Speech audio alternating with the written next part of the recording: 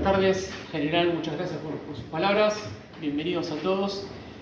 Hoy damos inicio a la última conferencia del ciclo 2022 de Malvinas Patria y queremos dedicar esta última conferencia a la memoria de Elmira de Cau, madre del soldado Julio Cau, caído la mañana del 12 de junio de 1982 en Monte London, perteneciente al Regimiento de Infantería 3. Y también queremos dedicar a la memoria del capitán Jorge Svendsen, que partió un vuelo eterno, comandaba el Escuadrón B del Batallón 601 de la Aviación del Ejército, condecorado con la medalla de la Nación Argentina al valor en combate por sus acciones del 21 de mayo. Y qué mejor forma que honrar la memoria de los caídos que malvinizando, contando la verdadera historia con los verdaderos protagonistas. Y hoy citamos a una gran unidad, el Regimiento de Infantería 8, desplegado en dos frentes de combate, en el caso de la tercera sección Alfa de la compañía SEA, al mando del subteniente Guillermo Aliaga, en un principio desplegado en la cabecera del aeródromo de Darwin Praia del Ganso, después desplegado en su posición final, en Boca House, donde cumplieron con gallardía el juramento que hicieron el 24 de abril junto a sus camaradas de la compañía C, Regimiento de Infantería 25, donde enfrentaron a la compañía B y a la compañía D del segundo batallón de paracaidistas. Y con respecto al resto del Regimiento de Infantería 8 desplegado en la isla Gran Malvina, debió resistir el aislamiento, el acoso de las incursiones de comandos, artillería naval y ataques aéreos. Ahora sí, el capitán, adelante por favor. Muchas gracias.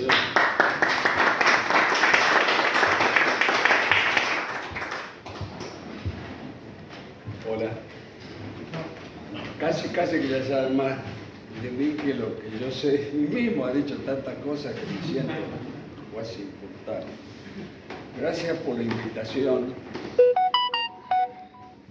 No esperen de mí, gracias por recibirnos al ciclo militar y gracias a los que nos invitaron, sembradores del recuerdo, y gracias a los que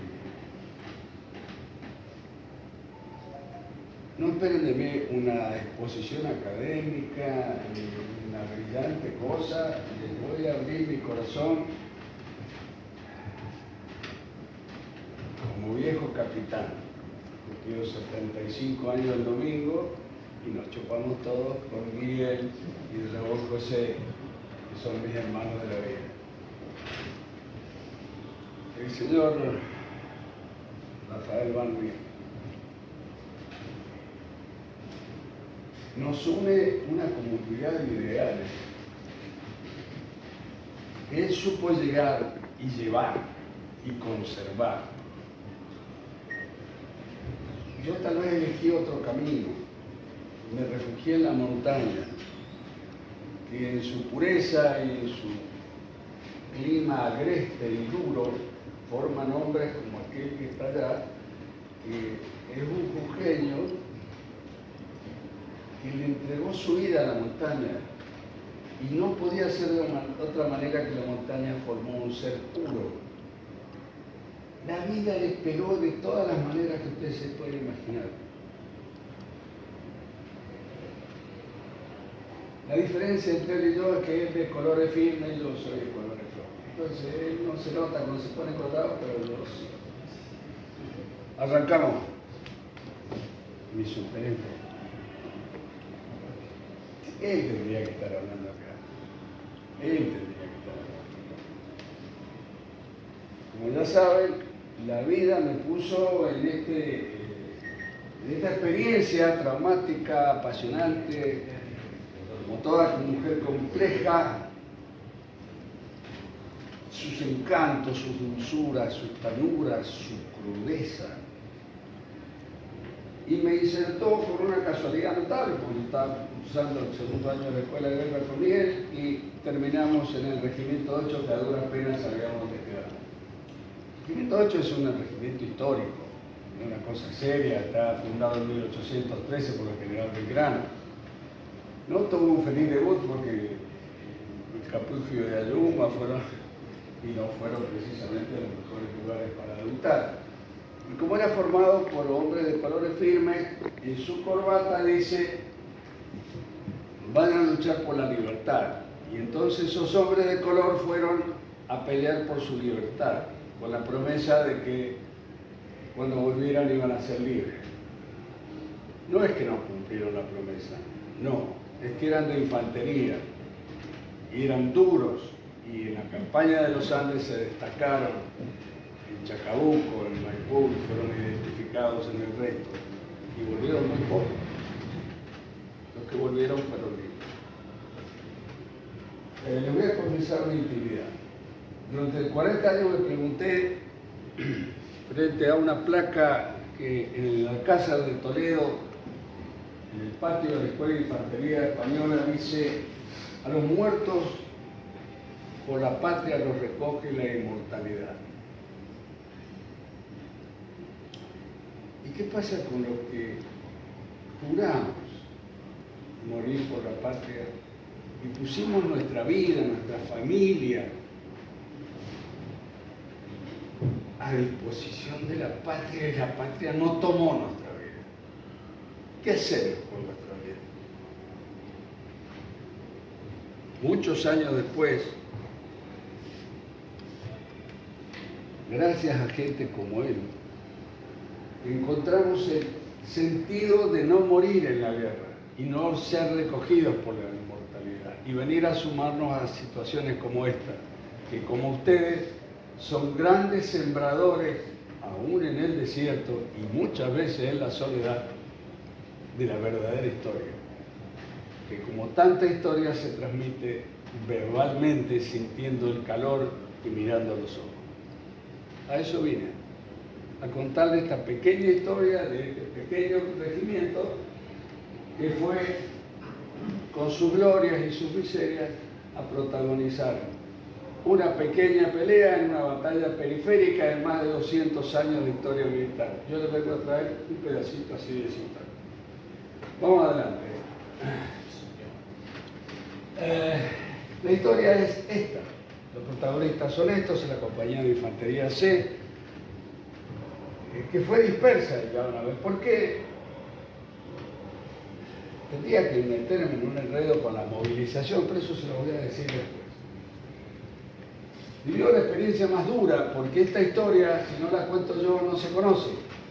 La historia de este joven en el año 2019, 18, se conoció a través de un libro impreso en esta imprenta, porque nadie había escrito la historia de él y sus hombres. Y es más, parte de esa historia tampoco se escribió porque no abrió del todo su corazón y no está su historia. En este libro sí está la historia. Él habla y contesta por qué gritó fuego libre. Y como fue una compañía dispersa, 5 de sus soldados se quedaron en Puerto Argentino y yo les dije: mañana vengo, muchachos, mañana vengo a buscar. El año pasado fui y le dije: vengo medio demoradito. Tardé 39 años en llegar. Y esos soldados combatieron. Y esos soldados fueron heridos en combate y no tienen sus medallas ni sus diplomas de jura de la bandera. Como pasa en todos los conflictos. Este no es un hecho especial y no me voy a perder en buscar responsables. Esto pasó y estos hombres están en Córdoba y son unos cordobeses, como todo cordobés, unos sinvergüenza, menos los que están acá, y en general yo soy un cordobés, así que paso. Usted tampoco, mi coronel, así que vamos. Acá en este libro van a encontrar, si tenés el comando, yo te estoy molestando, ¿cuál es? El que está bueno. Se llama el libro Valor, Sangre y Olvido, la historia de la compañía, y acá van a ver cómo, y discúlpenme, por favor, no hablo juicio de valor, estoy contando lo que me tocó vivir. Este libro se escribió gracias a este hombre. Este hombre es Rafael Julio Manuel Barreiro, formoseño,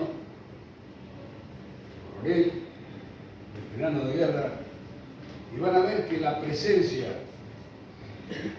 de esta guerra no es un hecho extraño para muchos de los veteranos de guerra. Este hombre cumplió 18 años de cárcel y 5 años de prisión domiciliaria y está cumpliendo una condena de cadena perpetua porque supuestamente hizo una asociación ilícita con el comandante del cuerpo cuando era subteniente. Y así pasó con su cuñado, el coronel Losito, héroe nacional reconocido por los ingleses. Y así pasó conmigo y así pasó con tanta gente que gracias a Dios algunos estamos libres, pero no dejamos de vivir esa cosa espantosa que nos tocó vivir a los argentinos. Está enfermo, tiene un proceso cognitivo deteriorado y total. Y solo pido que alguien grabe esta charla para que llegue a su casa y él llore por no estar acá. Intente, sabe que estos muchachos no se animan a pedirle que hable con el micrófono para poder grabarlo con buen sonido, porque están grabándolo para el YouTube después. Bueno, gracias. No es mi costumbre. Aparte esto no tiene corcho y en cualquier momento voy a hacer así. Es como que me dice que le quisieron tomar el alcoholímetro y el viejo estaba tan mamado que hizo así. Sí. No, policía, bueno, lo de la... Yo voy a tratar de decirlo. Rafael Julio Manuel está preso y está en Puruzú-Patear. Pero su corazón está acá. Y sus subalternos lo recuerdan. Y se comunican con él. No importa, mi coronel, él sabe que su mente hoy no puede recordar nada, pero nuestros subalternos han concurrido a nuestra ayuda con sus mentes y sus corazones, y acá está su historia. Muy bien, vamos a ver. Me he querido divorciar unas 8 veces. La última vez fue la semana pasada, porque al registro civil y me dijeron, no, está todo prescrito, ya, 50 años con la misma. Pero decidí escribir esto dedicado a mi señora, la fortinera, que como tantas fortineras de luchadores por la patria, con y sin uniforme, han sostenido el fuego del hogar encendido, llorando a escondidas, mientras su esposo concurría al llamado de la patria. Vaya mi homenaje a todas las mujeres que sostienen a sus guerreros. El 2 de abril de 1982 fue una cosa que no se la voy a contar a ustedes, aunque hay algunos que no habían nacido, pero la mayoría estamos todos en fecha. Llegamos a la escuela de guerra, donde se aprende el arte de la ciencia militar, y creo que en el pizarrón había una leyenda que decía SPT, que quería decir una sigla, una consigna, los yanquis, no, quería decir se pudrió todo. Y se pudrió todo. Y lo primero que nos pudrimos fuimos nosotros. Miguel, que es un duro, puso cara de reventado, mamá. Yo que soy un gallina, aparte de ser terrible, dije, no van a reventar nosotros, no lo vamos a meter. Y en el medio había una cantidad de hombres que se miraban, no hablaban y se iban juntando silenciosamente. Pero había que verle los ojos y veían un fuego especial. Esos eran los comandos de la promoción que sabían que iban a tener que combatir. Vaya mi profundo reconocimiento a los comandos oficiales y suboficiales de todas las armas y de todas las especialidades. El 2 de abril, en una gran bolsa, el comando de instituto nos mandó a las escuelas de armas para designarnos en distintos cuarteles. Y ahí conocí a mis hombres. Entre el 2 y el 6 de abril nos reunieron en la escuela de armas y ahí conocí al subteniente Aliaga, hoy casi anciano doctor en derecho. Y era una cosa elegante, flaquito, pelito largo. Es más, le dije, pero escúcheme, subteniente, usted tiene más pinta de oficial de caballería que de infantería. La realidad me tapó las palabras, me las tuve que comer, porque vivió una de las más gloriosas jornadas de la infantería argentina. No se conoce su historia. No se conoce que cuando él tuvo que tirar el casco en el fondo del pozo para decidir desobedecer la orden que le habían dado, porque la habían puesto para el lado del oeste y los ingleses venían por el norte. ¿Sabe lo que es desobedecer una orden para un militar? Es como cualquiera de ustedes le pega una piña al padre. Ya nunca más es lo mismo. Nunca más va a ser tu hogar el mismo, ni él va a ser tu padre. Porque el que cambió fue todo. Y eso le pasó a este joven. Bueno, le estaba contando de los oficiales: teniente primero Boto, teniente primero Barreiro, subteniente Aliaga y subteniente Salaverry, que hoy no vino porque la señora no lo dejó ver. Y ahí conocí también a mis suboficiales, que tuve la bendición de que esos suboficiales fueran, como en toda la vida y en la montaña en particular, fueron los que me educaron, me formaron como oficial. Y tenía dos fracciones perfectamente.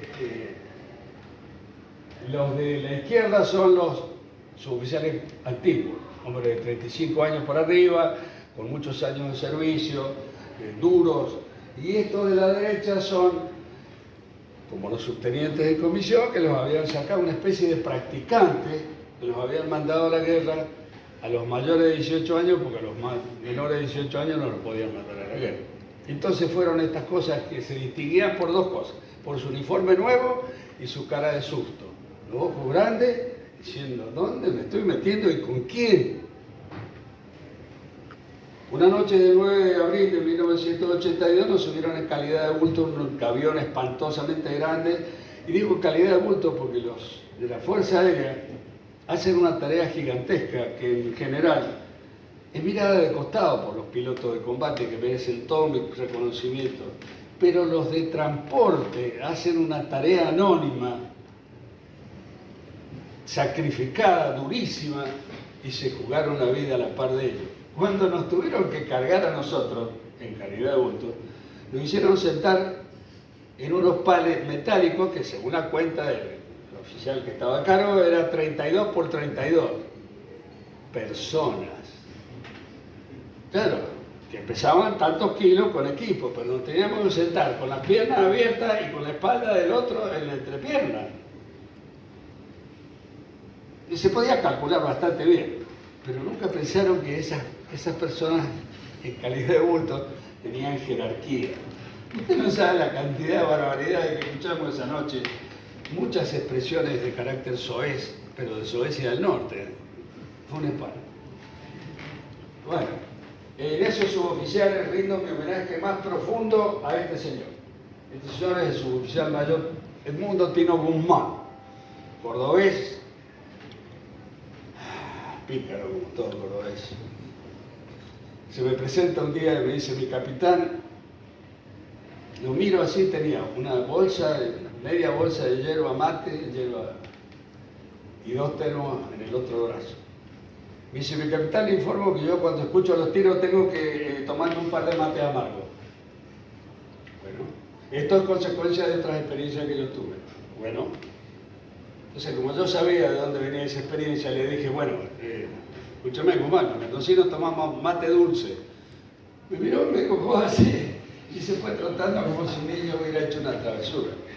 Claro, yo sabía que parte de las arrugas de su cara y el origen de los mates amargos era que cuando Cabo primero estuvo en un puesto de avanzada combatiendo la locura del ataque a Monte Chingolo el 24 de diciembre de 1975. Otra vez ese oscuro pasado de la patria se hacía presente en nosotros, que estábamos otra vez y otra vez. Si no hubiera sido por él, nuestro equilibrio frágil y difícil entre hombres que no se conocían y estábamos sometidos a una presión espantosa entre los cabos nuevos, los subtenientes nuevos, los suboficiales viejos y este chinchudo capitán.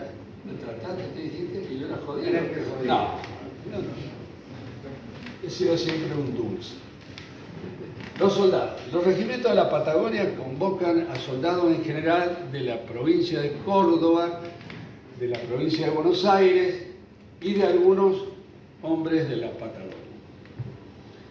Los de la provincia de Buenos Aires en general eran más bien flacos, altos, levantones, algunos criollos había, pícaros, colores débiles.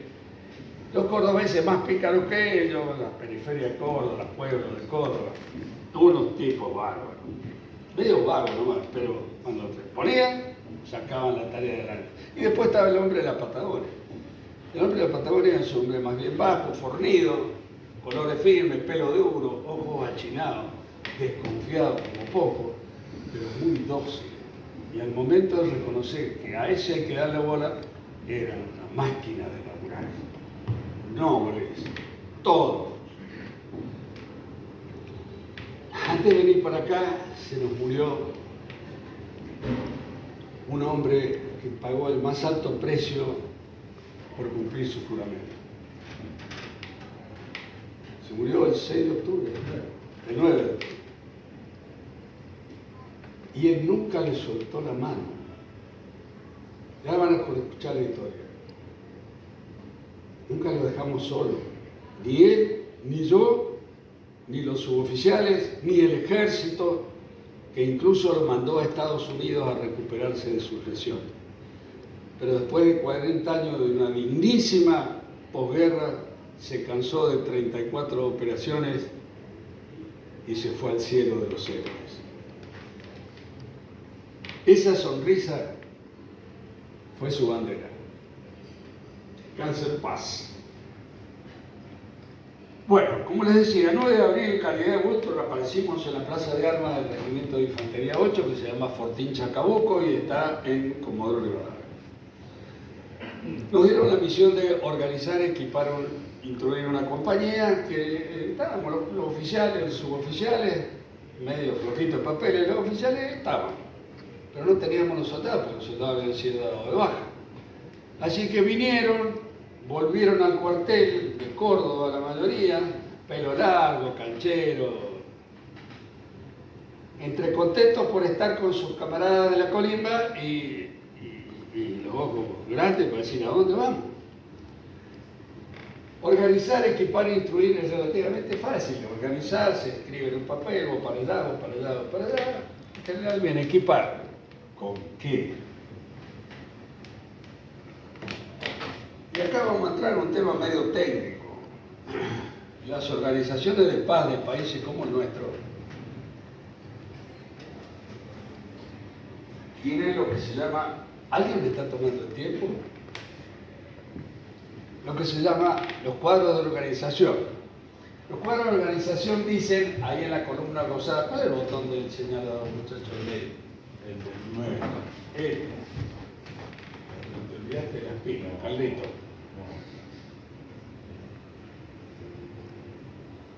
Bueno.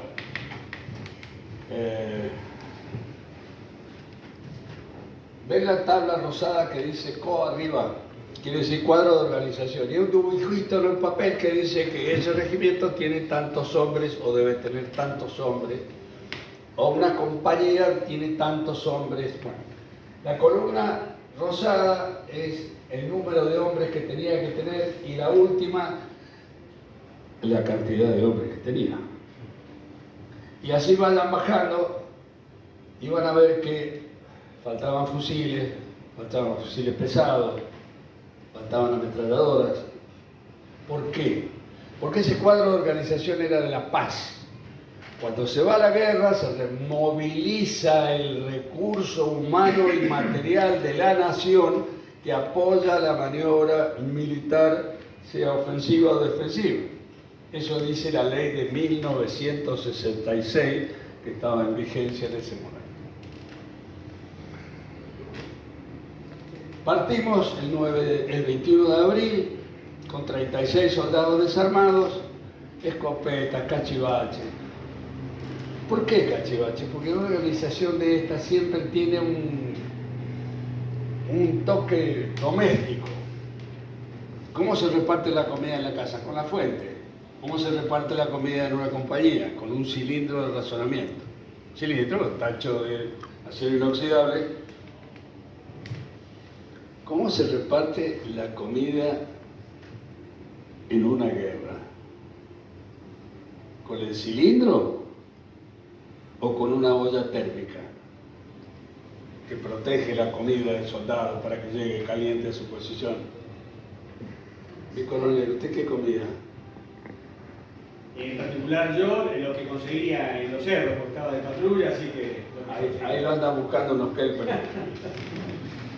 Aeropuerto de Puerto Argentino, 21 de abril de 1982. Esa foto la deben haber visto por todos lados. Ahí se me quebró la voluntad de continuar siendo militar. ¿Por qué? Porque recibí esta orden.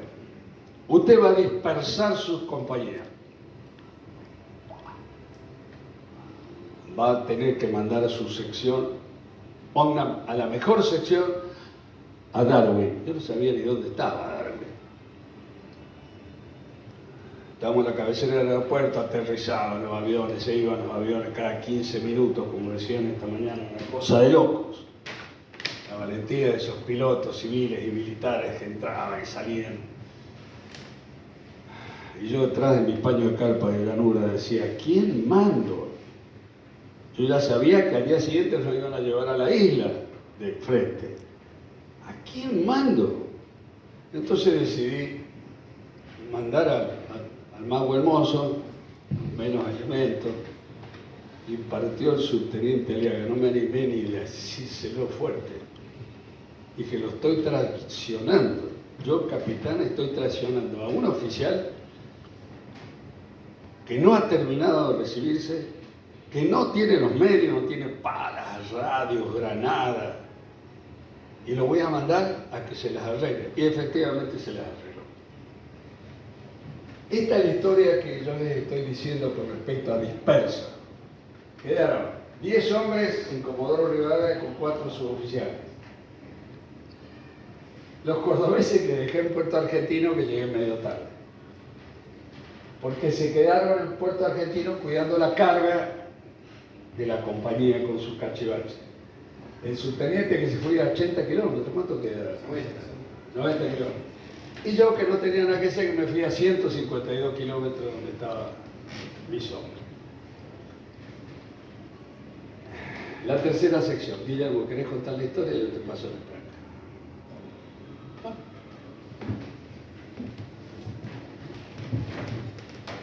Buenas tardes. Bueno, muchas gracias por la invitación. Es un gusto estar acá y esta vez no como jefe de la sección, sino integrante de la compañía. Por suerte, la historia del Regimiento 8 es un regimiento histórico que no se conoce mucho sobre su desempeño en Malvinas. Parte de la causa que no se conoce es que estuvo dispersa, como dijo el capitán, no solamente la compañía, sino también el regimiento estuvo disperso, y el principal elemento que estuvo en otro lugar fue la tercera sección, en la cual yo fui el jefe. Era un oficial joven, con lo cual, y como era movilizado, llegamos al regimiento y la historia se perdió. Se perdió nuestra historia y se perdió parte de la historia del regimiento también. Con respecto a la compañía, me gustaría hacer una reflexión. Ya el teniente coronel se refirió que era una compañía movilizada. Sin entrar en disquisiciones técnicas sobre lo que es la movilización, me animo a afirmar que es muy movilizada, fue muy movilizada. ¿Y por qué me refiero a que muy movilizada? Por dos aspectos. Ustedes vieron la distribución de personal. Casi íntegramente era personal que no era orgánico, es decir, no pertenecía a la unidad. Casi íntegramente. Vieron que había 2 suboficiales, uno era mi encargado de secciones, el sargento Maldonado. Otro era el encargado de compañía, el Guzmán, el principal Guzmán. Casi todos los integrantes eran movilizados. Los soldados eran clase 62 que salían de baja y soldados nuevos. La mayoría habían hecho el servicio militar en la compañía de servicio. Y otro aspecto que, ¿por qué digo que éramos muy movilizados? Es porque llegamos a Malvinas de una forma diferente que el resto de las compañías movilizadas. Todas las unidades tuvieron compañías movilizadas. Las compañías C de los regimientos de infantería, la mayoría eran compañías movilizadas, no eran orgánicos porque en ese momento los regimientos estaban a 2 compañías de infantería. Y los integrantes, como el nuestro, eran integrados generalmente por un capitán, un teniente primero, subtenientes, muchos compañeros míos, cabos y suboficiales de los institutos militares. Pero en la mayoría de las unidades, yo creo que la única fue, en nuestro caso, nuestra compañía llegó sola. Si no conocimos a nuestra unidad, a los integrantes de la unidad, en el continente, los conocimos en las islas. Es decir, cuando nosotros llegamos a Comodoro, ya la unidad había partido. Es decir, que no conocimos a nadie, no conocíamos a nuestros soldados y tampoco conocimos ni siquiera a los oficiales. Por lo cual es doblemente movilizado. Un aspecto que me gustaría recalcar del libro, que ya se refirió el teniente coronel, que gran parte se basó en la parte de Bahía Fox en una libreta de anotaciones del coronel Barreiro, que era teniente primero. Bueno, ya se refirió el teniente coronel a Barreiro, excelente oficial, excelente persona, muy querido, una persona entrañable, la cual está prisionero injustamente. Y me gustaría recordarlo hoy acá. Sus anotaciones sirvieron de base para el libro en la parte de Fox. Y es muy interesante porque él pudo recuperar esos escritos, volvieron con él. Y en este aspecto señala elementos objetivos, situaciones que se daban en el momento, con lo cual no se perdieron. Y otro elemento era que él ponía lo que sentía en ese momento, la subjetividad de lo que estaba sucediendo, pero lo hizo en ese momento. Porque seguramente 40 años, el mismo hecho, tiene una subjetividad diferente, por la experiencia, por un montón de circunstancias. Con respecto a la parte, yo puedo hablar solamente sobre mi sección, porque la historia en Bahía Fox yo no la vi. Como se refirió ya recién el teniente coronel, llegamos a Puerto Argentino y, como él dijo, me ordenó que al otro día me tenía que ir a un lugar con mi sección, tenerla preparada, iba a haber un chinook al día siguiente y eso ocurrió. No sabía la orden no estaba completa a dónde iba ni a qué iba, porque él tampoco lo sabía. Es más, en chiste recibía que iba a ir a Georgia. Alguien que no conocía mucho, pero Georgia no era posible ir en helicóptero. Así que no sabíamos a dónde íbamos. El día 23 de abril el helicóptero estaba posado en la zona del aeropuerto. La compañía se fue en watches, en distintos vuelos a Bahía Fox. Y la sección, embarcamos en un solo vuelo, entramos todos. El piloto me invitó a ir en la cabina, día precioso de sol, hermoso, para conocer las islas. Y ahí me informó que íbamos a Goose Green. Yo tampoco nunca lo había sentido nombrar, no conocía ni había visto una carta en mi vida sobre las islas. Llegamos el 23 de abril, en Goose Green había la base de Pucará, la base era Cóndor. Cuando llegamos había un par de aviones Pucará en la zona. Desembarcamos, dejé la sección con el encargado de sección, sargento Maldonado, y yo pregunté dónde había gente de ejército para tomar contacto, porque no tenía ninguna orden, no sabía a qué iba, no sabía ni dónde estaba ni a qué iba. Me dicen que en una casa que estaba más adelante había gente de ejército. Llegué, el oficial de servicio era el entonces subteniente Reyes, y era la compañía sede del 25, así que bueno, me presenté al jefe de compañía, que era el teniente primero Esteban. Me preguntan las órdenes, yo órdenes no tenía, así que como la superioridad no me dio órdenes, a él no le dieron órdenes, no teníamos órdenes, me dio la misión que él creía conveniente, que era ser reserva de su compañía. Para ese momento estaba la base Pucará, como dije, la seguridad en la pista y en las instalaciones la daba la Fuerza Aérea, y la compañía C del 25 estaba en un lugar que era un colegio muy grande, tenía 2 pisos, muy raro, porque era un colegio grande que estaba a unos 800 metros más o menos del pueblo de Goose Green. Goose Green se llama Darwin Goose Green, la zona es Darwin, Goose Green es el pueblo. Darwin, propiamente dicho, era un caserío, que hoy es el único hotel que hay en la zona, donde vivía el administrador del campo. Y Goose Green el poblado, donde vivía la gente, los trabajadores, aproximadamente 180 personas, la mayoría hombres, era la segunda población de Malvinas en ese momento, pero era muy pequeño. Esto queda en el istmo de la isla Soledad, donde se une la parte norte con la parte sur, que los ingleses llaman Lafonia, los cálculos llaman Lafonia. Es una lengua de tierra de 2 a 3 kilómetros en la parte más ancha y 5 o 6 kilómetros de norte a sur. Entonces en ese momento únicamente estaba la compañía C-25 y la Fuerza Aérea con una compañía que daba seguridad a la pista. Nosotros creamos el dispositivo de la compañía C como reserva. Al día siguiente de estar en ese lugar, o a los 2 días, nos avisan que va a venir el jefe del regimiento 25, que era el jefe del regimiento de la compañía que estaba en ese lugar, de la C. Por lo cual, bueno, me ordenan que mis soldados, que son clase 63, aproximadamente 1/3 de la sección eran clase 63 y iban a jurar la bandera. Por lo cual formamos con la compañía C del 25, los soldados, los nuevos, y juramos la bandera. Vino el teniente coronel Seraldín. Una anécdota, yo no sabía quién era, obviamente, el teniente coronel Seraldín, y en esa época, me imaginaba, yo era recién recibido, no tenía ni idea, pero por lo que decían se suponía que tenía mucho prestigio. Me dio la impresión de un hombre afable, un poco diferente a los tenientes coroneles que yo había visto hasta ese momento, que la mayoría habían sido conocidos como cadetes, con lo cual mi visión es un poco especial. Juraron la bandera a los soldados, y recuerdo que, bueno, formamos los oficiales de la compañía C-25 y yo también, y antes de irse nos saluda uno por uno, nos da la mano, empieza por el jefe de compañía, y yo era el más moderno, llega a mí y me dice: tiene mucha suerte, subteniente. ¿Sabe por qué? No, me intenté con él, porque está en ese lugar.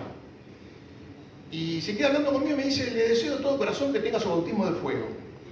Una cosa me sonó raro. Estoy hablando que esto es 24, 25 de abril, no era mayo, no habíamos tenido ningún ataque.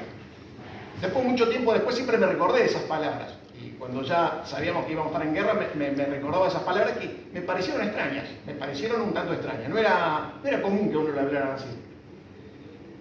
Posteriormente, nos ordenan que tenemos que salir del dispositivo de la compañía C-25 y vamos a dar seguridad a la pista de Pucará, en la zona norte, en lo cual integrada la seguridad con la compañía de Fuerza Aérea, que daba seguridad en tierra, con lo cual ya la cadena de comando mía normal, que era el jefe de la compañía C, la pierdo y quedo en una misión mezclada, por decirlo, con la Fuerza Aérea. A partir de ese momento empezamos a seguridad, empezamos a construir las posiciones hacia el norte, patrullas durante la noche y prepararnos. Posiblemente era un blanco muy rentable, un golpe de mano era muy probable porque era un objetivo muy rentable para los británicos. El 1 de mayo nos sorprende en ese lugar.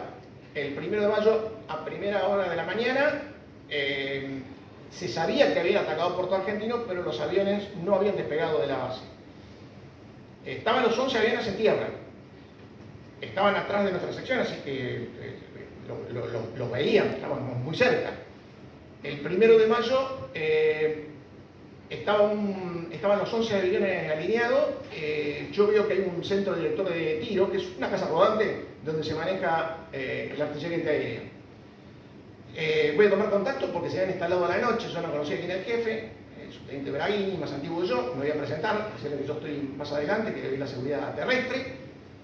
Y en el momento que estamos hablando, aparece una alarma, supuestamente era el Harrier, desaparece la alarma, no sabíamos por qué, se estaban instalando los cañones, quiero aclararlo, y de pronto aparecen 3 aeronaves, las veo y digo: subteniente, Mirage, y también de pasarnos y eran la carapela británica, los tres Harrier. Venían muy bajos, a mucha velocidad, tenían los 11 Pucará en vista para aniquilar, estaban alineados los Pucará. Venían muy bajos, sabían que había defensa antiaérea, con lo cual entraron muy bajo y mucha velocidad y lamentablemente le pegaron al último, que estaba subiendo a la aeronave, el teniente Yuki. Y una carpa de Fuerza Aérea, una carpa multiuso, esas carpas grandes, en el cual, bueno, la explosión produce la muerte de 7 suboficiales de la Fuerza Aérea. Con parte del personal vamos a socorrer al personal en una situación extrema, el primer contacto con la guerra. Era una situación choqueante porque era el primer contacto, ver los muertos, las explosiones y al mismo tiempo la impotencia, porque no podíamos hacer nada a la velocidad que venían. Bueno, ese choque, ese contacto con el 1 de mayo, a pesar del desastre que nos hizo, ¿no? Porque mató a un piloto, mató a 6 mecánicos y nos hizo sentir un poco vulnerables, nos sirvió a nosotros como infantes para tomar conciencia de que íbamos a estar en combate, que íbamos a entrar en combate. Y a mí me sirvió mucho para convencerlo a mi gente que íbamos a estar en combate, porque en ese momento vienen, no vienen, vienen, no vienen, y nosotros no teníamos radio, nada, con lo cual suponíamos que venían o no venían. No es que teníamos información, listo, va a haber guerra, y no sabíamos si iba a haber guerra, absolutamente, cero información. Entonces, para mí fue importante eso para manejar la gente en cuanto a la conciencia de que íbamos a entrar en combate. Me ayudó, ese hecho desgraciado, me ayudó para que la gente tomara conciencia que íbamos a entrar en combate. Las patrullas nocturnas las ordenaba yo, yo era el jefe, era mi propio jefe, no tenía jefe, con lo cual yo ordenaba la seguridad en la parte oeste, la parte norte, hacíamos patrullas nocturnas. Duró una semana, un poco menos, porque la verdad que salir de noche, el personal muy mojado, imposible de recuperarlo, con lo cual las patrullas que salíamos por grupo, yo con un grupo todas las noches, las terminamos de suspender porque no había forma de recuperar el personal. No teníamos relevo para una casa ni para baño. Vivíamos en el pozo y estábamos en el pozo. Estábamos mojados y íbamos a estar mojados. En un momento determinado llega el regimiento 12. Llega el regimiento 12, dos compañías más, la A, la B, la A, la C y parte de la compañía de servicio. A partir de ese momento se forma la Fuerza de Tareas Mercedes con base en el regimiento 12. Entonces quedamos integrados a la Fuerza de Tarea Mercedes, la base que era el regimiento, la compañía C25, nuestra sección y la sección delgada. Se forma la Fuerza de Tarea y ahí la relación de comando empieza a ser del regimiento. Todo dependía directamente del jefe de regimiento. Cuando me refiero jefe, segundo jefe y operaciones, no tenía dependencia de otra compañía. Salvo un día que íbamos a estar agregados a la compañía C, que estaba en el lado sur, pero después de la exploración y tomar contacto, bueno, cambiaron la orden y volvimos al mismo lugar. Ya estaba el regimiento 12, una compañía estaba cerca nuestro, la compañía del 12, y en un momento determinado, en una noche, se produce un repliegue. Se produce un repliegue y desaparecen todos desaparecen. Todos se van al pueblo. Y nosotros quedamos solos y mal ubicados. Por lo cual me pareció un poco raro darle una orden y a mí no me la dieron. Por lo cual me voy al pueblo y efectivamente había una orden porque había un posible desembarco anfibio y ordenan que toda la fuerza de tareas se repliegue al pueblo, alrededor del pueblo, con distintas posiciones, para esperar ahí el ataque, que era un posible desembarco. Así que nos replegamos al pueblo, ocupamos posiciones en la punta de la península, porque el pueblo a su vez era una península, en la parte más, era una playa. Yo me imaginaba el desembarco de Normandía bajando los guaos, los vehículos blindados y no había un solo obstáculo. Así que nos ocupamos posiciones en ese lugar con la tercera sección de la compañía C, la de Reyes, nos ubicamos en ese lugar. Permanecimos 2 días y nos tocó otra misión, que es cuidar los Kelper. Porque los Kelper estaban en un principio libres de sus casas y en un ataque aéreo se comunicaron por radio, porque todos tenían radios y eran radioaficionados. Así que bueno, fueron todos encerrados en un lugar que es un lugar comunitario, pinta de iglesia, pero no era iglesia, así que estuvieron todos ahí, los tenemos detenidos, todos separados, las familias por un lado, los que eran solteros, que había muchos solteros por otro lado, y nuestra sección, por grupo nos turnamos para cuidarlos y acompañarlos a hacer la comida y demás cosas. Tuvimos un par de días y posteriormente nos vuelven a la misma posición en la cabecera de pista de la base aérea. Todas estas cosas que digo, las múltiples cadenas de comando tienen que ver. Imagínense que una sección es una fracción sumamente chica, no existe solo una sección. Y cuando uno no tiene jefe de compañía y su regimiento no es el mismo, imagínense la situación logística nuestra, y encima con un oficial nuevo. Todo eso se traducía en el desgaste del personal. Obviamente el desgaste del personal. Ocupamos posiciones nuevamente en la cabecera de pista y nos ordenan desplegarnos hacia el norte a unos 800 metros. Hacemos la exploración, vemos cómo es la situación y empezamos a hacer posiciones en ese lugar. Y ahí se produce el único ataque de artillería naval que tuvo Bukrin. Bukrin no tuvo un solo, salvo el momento del combate, pero fuera del momento del combate tuvo un solo día un ataque de artillería naval. Obviamente querían destruir la pista de Pucará. La zona donde estábamos ocupando nosotros, que era la cabecera, no llegaron a impactar en la pista, pero sí la cabecera, que es donde estábamos nosotros. La destruyeron, no quedó nada. Por suerte nosotros justo en ese momento ya estábamos 800 metros hacia adelante, hacia el frente. No terminamos de hacer posiciones en ese lugar. Hubo un ataque aéreo también de Harrier, ataques de Harrier hubo varios. En uno de los ataques de Harrier fue derribado el Harrier con artillería antiaérea, los Delgada, lo destruyeron, al avión, y parte del avión cayó arriba de nuestras posiciones. Yo de mi posición de puesto comando tenía cerca un pedazo de motor. Belugas sin explotar, que no las conocíamos, algunos soldados la agarraban, sin saber qué eran. El piloto, teniente Nicholas Taylor, que actualmente está enterrado en Goose Green, en el costado de la pista, lo cambiaron de lugar, pero está enterrado ahí, yo lo visité en el 2018 el lugar. Estaba muy golpeado y tenía un tiro de 7.62 en la pierna. 25 años tenía el piloto británico. Lo enterraron con honores militares argentinos, en el cual participó la Fuerza Aérea y un grupo de tiradores míos, yo también concurrí.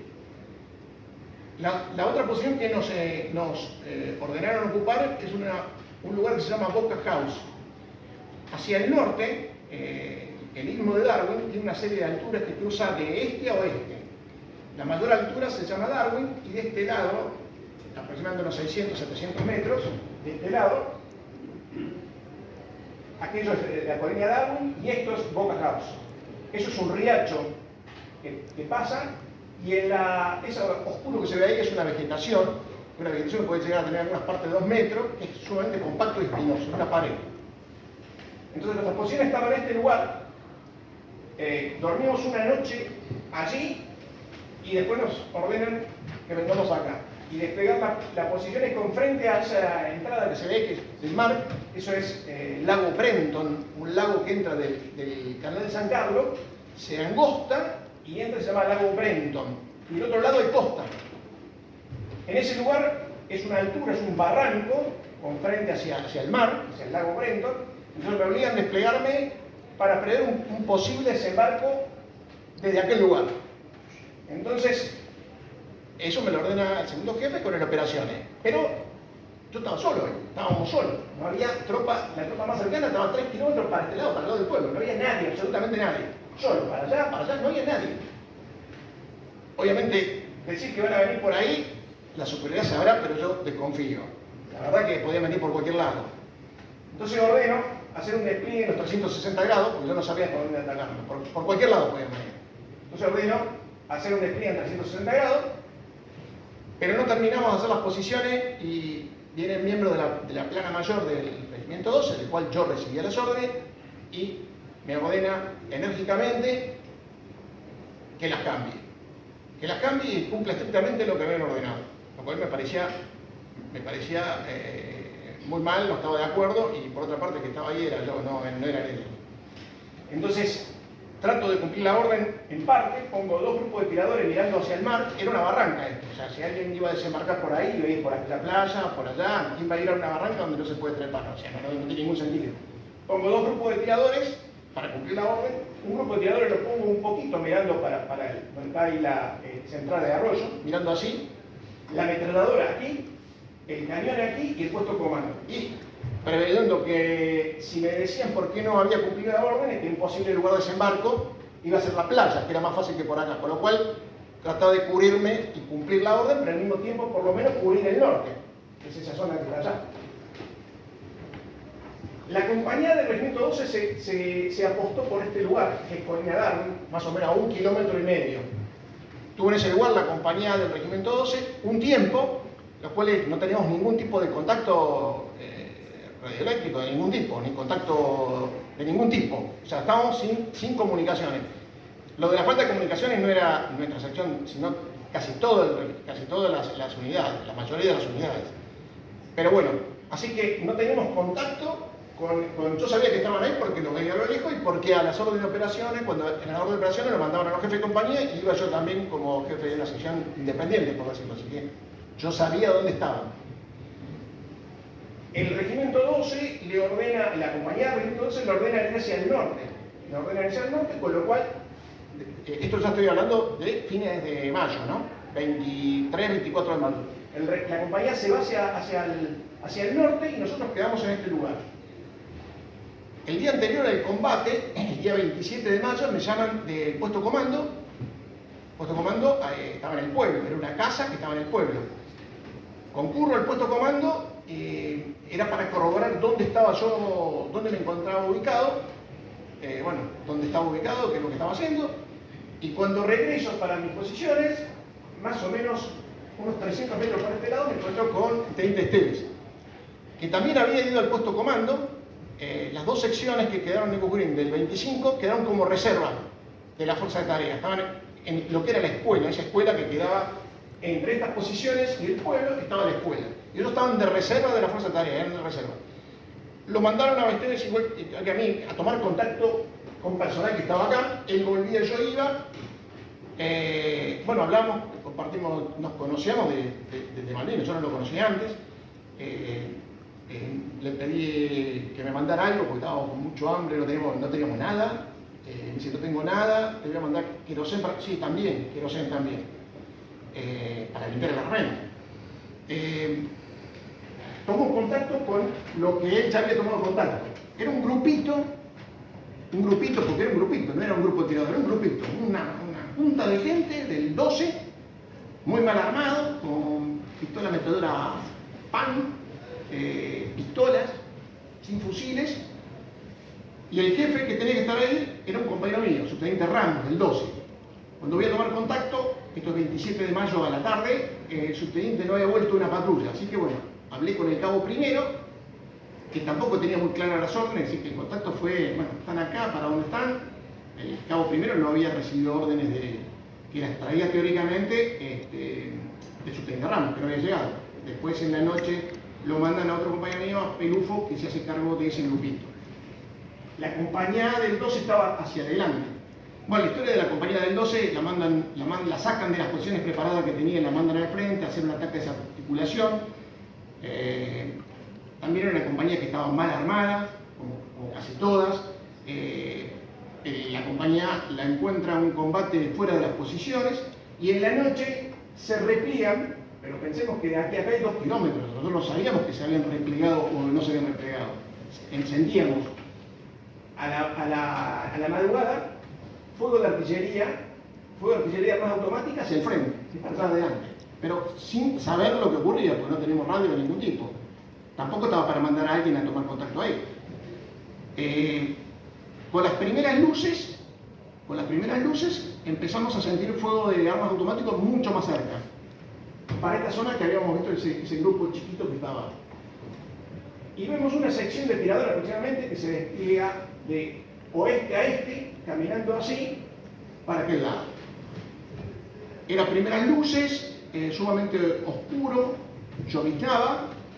La antigua campaña mía no me permitía saber si era nuestro o no, porque teóricamente la compañía estaba al 12, estaba adelante. Nunca la habíamos visto pasar. Pero obviamente en este lugar se estaba desarrollando un combate, que es el combate donde muere Esteves, muere Jones también. Entonces, esta que era una sección de la compañía de los británicos, trataba de envolver, no nos había visto nosotros acá, y trataba de envolver la posición que estaba en Colina Grande, que se sabe allá. Por el movimiento era muy fácil darse cuenta, no sé si es tan fácil, pero ya con el movimiento y el combate que estaba ahí, que era una fracción enemiga, con lo cual le ordeno al apuntador de la ametralladora que abriera fuego. Así empezó nuestro combate. En las primeras, antes de entrar en combate, como ya era visto que iba a venir el ataque del norte, las posiciones que estaban acá, que no podían combatir, algunas los trasladé fuera de posiciones, porque tenían posiciones afuera. Eso duró poco, obviamente, porque que tuvo Malvinas sabe, fuera de una posición, todos los que estuvimos fuera de una posición, todos, salvo uno, por lo menos en mi sección, salvo uno, todos los que estuvimos fuera de la posición, casi todos fuimos heridos, casi todos. Con lo cual esa gente la tuve que meter de vuelta en los pozos, que estaban de aquel lado, de los cuales no podían combatir, y quedamos únicamente el tercer grupo de tiradores, el puesto comando, la ametralladora y el lanzacohete. Obviamente los británicos no nos habían visto, se van desplazando así, la ametralladora estaba en distancia, una buena distancia para el fuego, los agarró sin que ellos se dieran cuenta y le produce obviamente muchos heridos. Se ve porque eso ya era de día, ya podíamos ver. Entonces en la pendiente ascendente los veíamos los que quedaban. Esos automáticamente se tiran cuerpo a tierra, toman posiciones corren con fumígenos, todos tenían fumígenos y de colores, hacen cortinas de humo para replegarse. Llevar los heridos, que los veíamos porque los cargamos, les tirábamos igual a los heridos, también les tirábamos, como nos tiraban ellos a nosotros, ¿no? Y trataban de pasar esa altura para quedar fuera del alcance de nuestras armas. Para este momento el alcance del FAL era muy limitado, casi que no había, pero los que estamos de aquel lado ya empezamos a tirar. Por las dudas empezamos a tirar. Al comienzo del largo, ellos se repliegan para atrás. Algunos vienen para esa altura que yo dije, esa altura que está de ahí, que es una vegetación. Parte se parapetan ahí, con los cuales estaban a cubierto. El lanzacohete abre fuego, el lanzacohete que trae disparo, ¿no? Abre fuego y pega la paguesa, salen corriendo y la ametralladora atrás haciendo fuego. Partes quedan de este lado, partes pasando del otro lado y empieza un largo intercambio de disparos. Pero en un momento determinado empiezan a hacer eficacia con sus armas automáticas, empiezan a caer y en el pozo pegar, o sea, en un momento, y obviamente eran ametralladoras, y nosotros no las veíamos.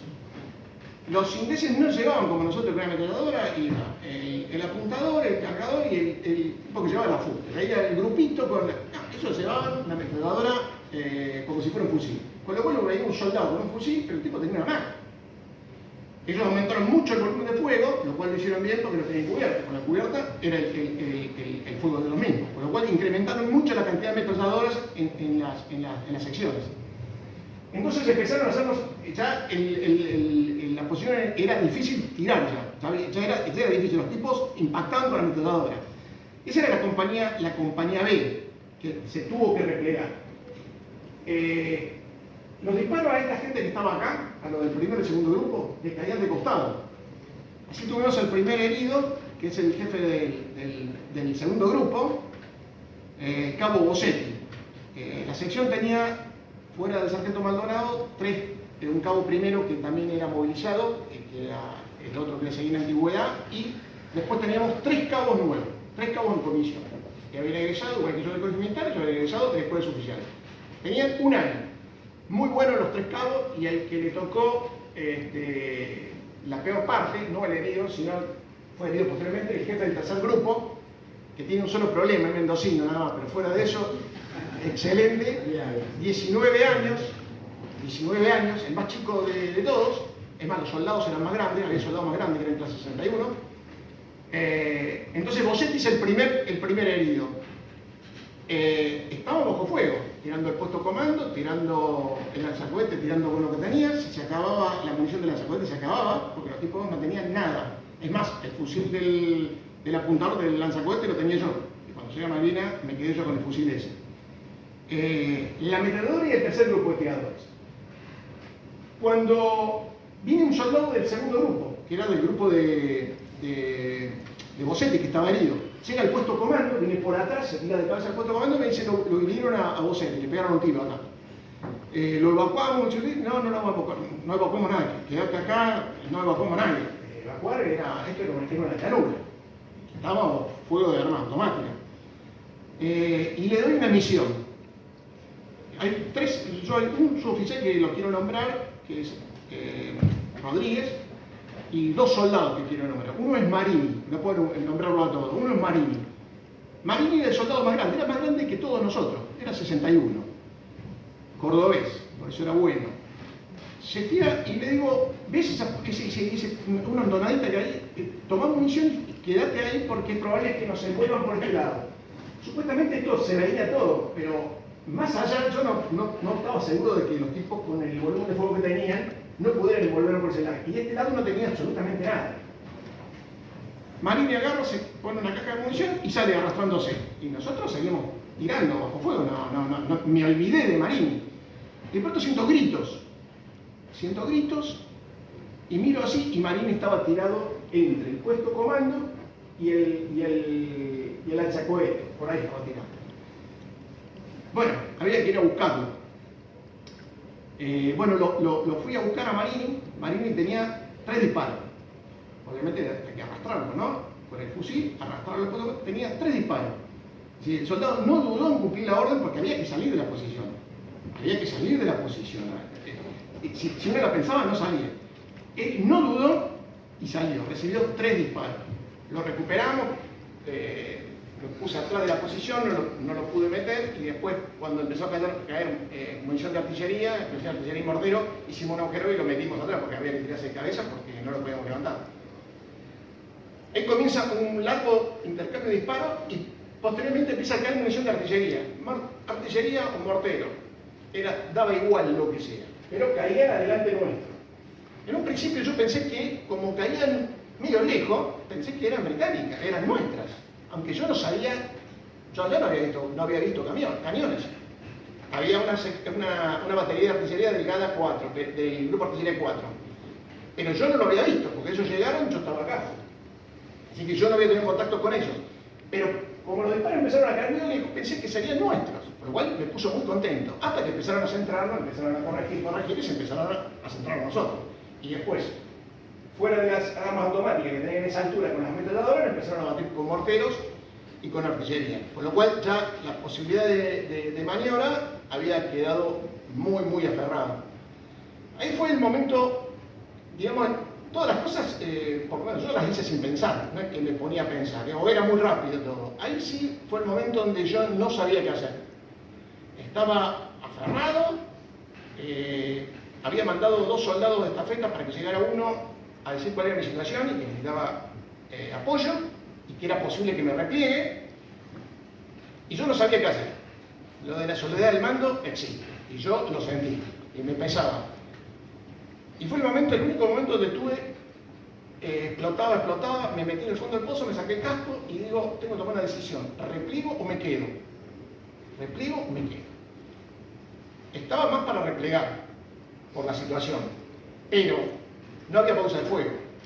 No había pausa de fuego y esto era una llanura, y cuando yo llegaba, lo más probable es que me recibieran con disparos del otro lado. Con lo cual, mi decisión, no sé si fue acertada o no, a la fuerza tarea le sirvió, pero no sé si fue acertada para mi fracción, tratar de esperar hasta la noche, y a la noche iba a poder despegar, porque a la noche, obviamente, de noche no iba a poder despegar. También iba a tener problemas cuando llegara, pero bueno, por lo menos iba a poder despegar, pensando en poder aguantar hasta la noche. Esto estamos hablando que eran las 11. Apoyo yo sabía que no iba a venir. El único apoyo, supuesto apoyo que tuvimos, que no fue apoyo, fue en media mañana, vinieron 2 pucaras desde esta posición y se tiraron en picada sobre los ingleses. Todos los ingleses hicieron fuego de armas automáticas, tenían toda munición trasante, así que todo lo que nos tiraba a nosotros fue para el cielo. Entonces, ahí pudimos ver la cantidad de bocas de fuego que tenía, porque ya no estaban tirando a la posición nuestra. Era el cielo, entonces uno veía la cantidad de bocas de fuego que tenía. Los 2 pucaras se tiraron en picada, pero no abrieron fuego. Y escaparon para la izquierda. No es una recriminación que no hayan abierto fuego, yo no estaba ahí arriba de la cabina esa, Pero le hicieron una cortina de fuego de armas automáticas y se dispararon para aquel lado. Ahí ya me convencí de que no íbamos a tener ningún tipo de apoyo. Estábamos solos y que la íbamos a tener que arreglar como sea. En un momento determinado al lado del mar, diviso que viene una fracción en columna, británico obviamente. Nosotros nos tiramos con la gente que estaba allá arriba y que estaban en esa vegetación, pero por ahí, por donde está el uno, empiezo a ver que viene una fracción. La ametralladora, que era la principal arma que teníamos, el apuntador de la ametralladora era el soldado Raúl Allende, el que recién se refirió al teniente coronel que falleció, ya me voy a referir un poco más a él, era el apuntador de la ametralladora. Caía munición de artillería, de morteros, y obviamente no se escuchaban las órdenes que del puesto comando. Estábamos a 10 metros, 15 metros y no escuchaban. Yo estaba atrás de ellos, más arriba. Así que bueno, decido salir a la posición para impartirles la orden de fuego sobre esta fracción que nos venía envolviendo por la playa. Si bien los ingleses dicen que es magnífico, yo tuve oportunidad de hacer ese trayecto hace 2 años. Es una playa con piedras, sumamente difícil para caminar, pero la ventaja que tenían que ellos, hasta que salían a esa, donde se ve el río un poco por ahí, hasta ahí podían venir a cubierto, con lo cual ellos evitaban el fuego nuestro en todo ese otro trayecto, con lo cual el encargado de la compañía D, fue otra compañía la que nos envolvió, hizo las exploraciones y esa compañía nos venía envolviendo por acá. Acá estaba la ametralladora que no veía eso, entonces decidieron la ametralladora para impartirle orden de fuego de aquel lugar. Cuando salgo de la posición, siento algo y caigo al piso y lleno de sangre, bueno, ahí me hieren. Yo no veía, veía sangre, no podía tragar, sabía lo que pasaba porque me iban relatando. En un momento me dicen que la ametralladora ha sido puesta fuera de combate, que la habían puesto fuera de combate. Ahí se suele hacer de hechos, un lanzacohetes Lau, tenía un Lau 66 que nos había dado la compañía del 25, lo trata de tirar un soldado y sale mal y explota en el puesto comando, la segunda herida. Y obviamente los ingleses, al tener fuera de combate la ametralladora, pudieron avanzar por ese lado y ahí se encontraba el tercer grupo de tiradores que ya estaba combatiendo, en donde el jefe era el cabo Rodríguez, que yo digo. Bueno, se le acercaron muy cerca, empezaron a subir donde está el río para las posiciones de él sale corriendo al puesto comando, llega al puesto comando y me dice que estaba sin munición, pero tenía muy cerca y le pegan un tiro acá, en la cara y cae arriba mío. Posteriormente, el puesto comando, el sargento todavía no estaba herido, Maldonado no estaba herido todavía, el resto estábamos heridos, sufrimos un impacto, supuestamente un Milan, que pega en el techo, lo desploma y lo hiere a Maldonado, con lo cual el encargado de sección también estaba herido. O sea, de los suboficiales solamente quedaba el cabo Fernández, que estaba de este lado, donde no se podía combatir, y el cabo primero Ábalos. El resto de los cuadros estábamos heridos. A partir de ese momento yo no sabía mucho lo que pasaba, me van diciendo que ya nadie disparaba, el cabo me ha dicho que no tenía munición, el lanzacohetes ya había hecho los disparos, la ametralladora había sido impactada, y había un soldado que llegó a la posición, y le digo, no sé cómo me pregunta qué hacemos, y sacó un trapo blanco, pero bueno, le pegaron un tiro al trapo blanco, así que tampoco pudo salir con el trapo blanco. Y ellos entraron por ahí, fueron tomando posición por posición. No, ahí no hubo una formación de rendición, acá nos rendimos, no, se metían posición por posición, nos agarraban así, dos se metieron al puesto comando, éramos muchos, sacamos así, y ahí fuimos hechos prisioneros por la compañía D del segundo batallón de paracaidistas. Dejan un grupo de tiradores o más de un grupo de tiradores con nosotros, ahí se produce un hecho muy particular que yo no vi porque estaba herido. Lo cuenta el jefe de la compañía D, que estaban muy entusiasmados con las ametralladoras, y eso lo relatan soldados de la sección, Parcurelo por ejemplo, que habían puesto ametralladoras como para fusilarnos. Es muy probable que sea así. En el combate no siempre todo está centralizado. No siempre todo está centralizado. Y cuando uno tiene el ímpetu del combate es muy probable. Ellos habían sufrido muertes y obviamente es muy probable que ello haya ocurrido. Él relata en un video que los paró a los apuntadores de la ametralladora, el jefe de la compañía, los paró porque estaban queriendo fusilarlo a los que estaban sanos, porque los heridos estábamos separados. Nos separaron. Y ahí, bueno, yo ya no sabía si tenía muerto, tenía herido, yo ya había perdido noción del manejo de la situación, y nos iban a retaguardia del ataque de ellos. Los heridos somos transportados por nuestros propios camaradas que estaban ilesos, y ahí lo dejan por muerto al soldado Allende, que era el apuntador de la ametralladora, Raúl Allende, que falleció hace poco. Allende era el apuntador de la ametralladora. Y no es porque haya sido un soldado de nuestra sección, nuestra compañía, este regimiento, impresionante. Lo que yo puedo decir es poco de lo que hizo ese soldado con esa ametralladora. Prácticamente nuestra suerte dependió de él y su dedo. El impacto que le dio en la columna lo dejó inmóvil, paralítico, de una herida, y cuando lo fueron a tomar, cuando lo sacaron de la posición los ingleses, esto lo relatan sus compañeros, porque yo estaba herido. Gritaban mucho por las heridas y lo dejan para que lo vengan a buscar después. Otro dice que lo dieron por muerto. La cuestión es que él estuvo 4 días tirado ahí hasta que buscaron un cadáver y lo encontraron.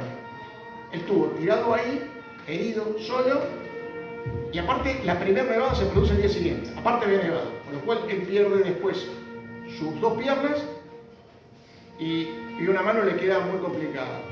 En los primeros años de su vida de posguerra, sumamente difícil. Yo quiero recalcar, era un hombre del campo, sumamente simple, poco afable. Y él después de 40 años, no solamente fue un héroe de la guerra, fue un héroe después de la guerra. Impresionante. Su carácter, cómo asumió su vida y la llevó con valor. Más en la posguerra que en la guerra. Y quiero recalcar que el jefe de compañía se ocupó en los primeros años, que era sumamente difícil, porque si bien el ejército se ocupaba, los primeros años no fueron fáciles, se ocupó de que ese hombre tuviera la atención que merecía. Y parte que él fue a Estados Unidos y yo creo que sirvió para su salud fue gracias a las gestiones que hizo el jefe de compañía.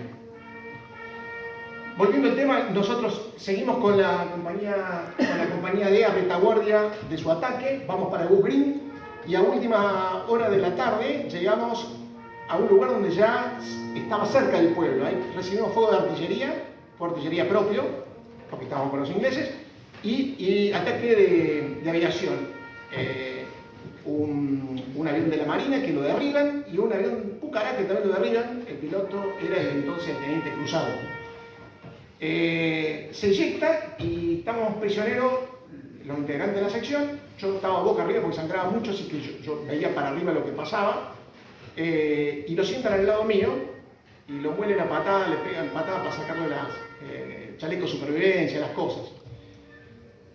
Eso llega a última hora de la tarde, donde se produce un alto el fuego. Yo estoy relatando el combate de mi sección solamente, ¿no? Entre medio de esas cosas se da el combate, los dos contraataques. Ya el de la mañana el de Esteves ya había pasado, viene el de Gómez Centurión y parte del regimiento 12 entre el pueblo y la escuela. De Vázquez, por ejemplo, y otros. A última hora nos llevan para un lugar que quedaba, bueno, estas son las fotos. Ese es el sargento herido. Eso que se ve allá es el puesto comando. Es el puesto comando. Ahí nos están atendiendo algunos de los heridos, no sabemos quién es. El de atrás sos vos, que están atendiendo a los ingleses. Me hicieron bien. Este es el soldado Pacureno y el soldado Salomón. Ellos a la mañana nos toman. El soldado Mena es. ¿Este? No, Salomón. No, Mena no. No, Salomón. ¿Sí? No me lo dijo un familiar. No, Salomón. Vive en Tierra del Fuego. No. Ah, el Mena que yo digo vive en Esquel. Quintín Jalita Mena. No. ¿No es? Quintín Jalita Mena, muchacho, como le decimos lo del sur, clase 62, llegó al regimiento, me lo cuentan porque no fue soldado mío en Malvinas, llegó a caballo. Yo no entendí lo que hablaba, así chiquitito. Matador de ovejas como él solo. Violó todas las normas habidas por haber.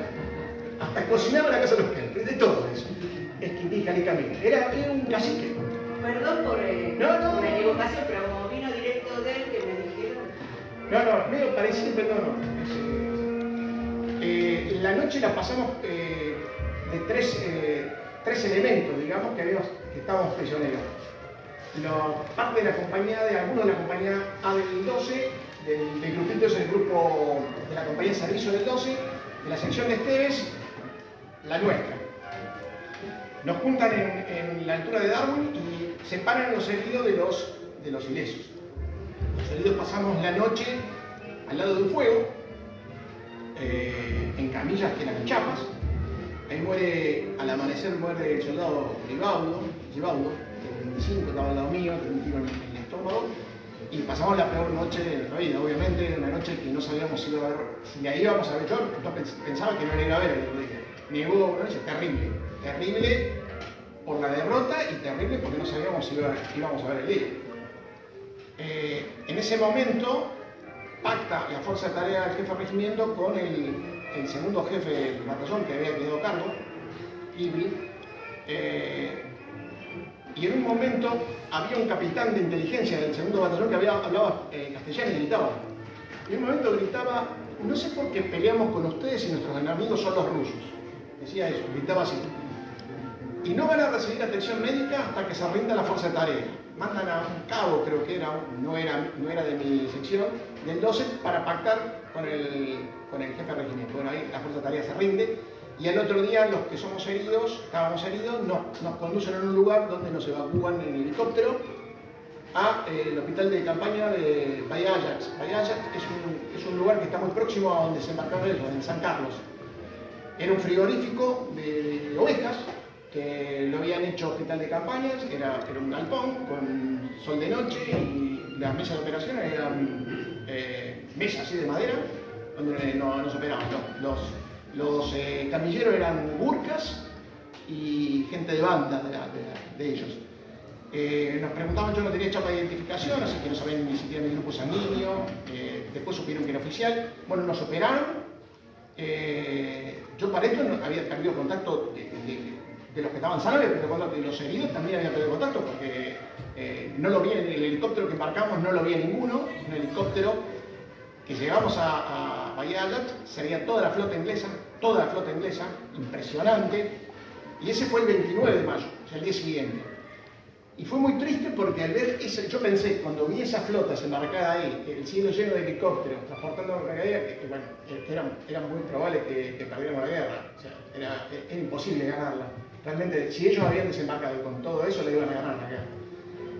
Y era el 29 de mayo, lo cual me produjo una gran tristeza porque nosotros fuimos criados que nunca habíamos sido derrotados. Y la realidad, nunca habíamos sido derrotados. Y justo yo había participado en la primera derrota del ejército argentino en el siglo XX. La verdad es que no sentía eso. Yo sentía, ¿cómo puede ser que hayamos perdido? Porque teníamos esa sensación de que éramos invencibles, que no nos habían derrotado nunca. Y teníamos fe que nos podíamos derrotar. En el hospital de campaña somos operados, particularmente yo, a mí me evacúan en un helicóptero de ellos al hospital Uganda, el hospital de Buque Hospital, que era un transatlántico. Ahí estábamos mezclados argentinos con ingleses, al lado mío un cabo inglés con un tiro en el pie, al otro lado el encargado de la compañía con un tiro en el estómago, todos mezclados. Ahí pasamos 5 días, éramos 3 oficiales, suboficiales eran sido unos 10 y el resto eran soldados. Y luego nos evacuan al Bahía Paraíso, el buque hospital argentino del Bahía Paraíso. Bueno, para pasar la corta en el Bahía Paraíso estamos muy poco tiempo, decido no operarme nuevamente y llegamos al continente. Y ahí el recorrido de cada uno fue diferente. Yo terminé en la base naval, donde me operaron nuevamente, otros fueron al hospital militar y recién en el hospital militar pude ver a un soldado de mi sección que era Marini, el único que yo pude reencontrarme. ¿Listo?